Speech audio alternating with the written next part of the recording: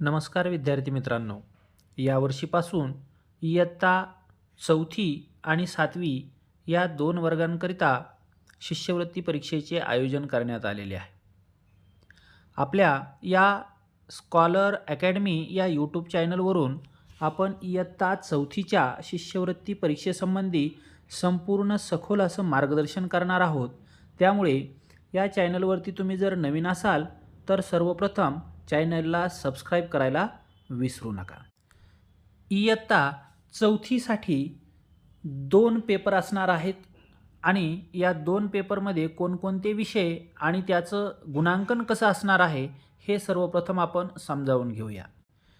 इयत्ता 4थीच्या शिष्यवृत्ती परीक्षेसाठी पहिला जो पेपर असणार आहे त्या पेपरमध्ये प्रथम भाषा म्हणजेच मराठी आणि गणित हे 2 विषय असणार आहेत.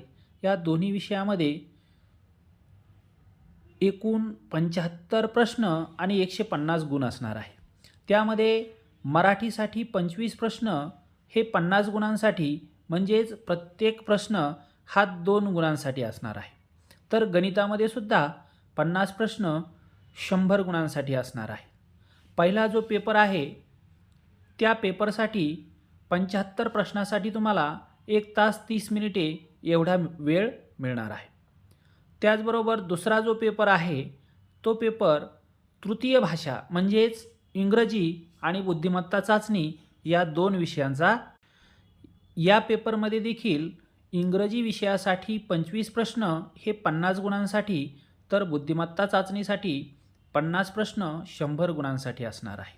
म्हणजेच दुसऱ्या पेपर हा 75 प्रश्न आणि 150 गुण असा असणार आहे आणि परीक्षेचा वेळ असणार आहे 1 तास 30 मिनिटे.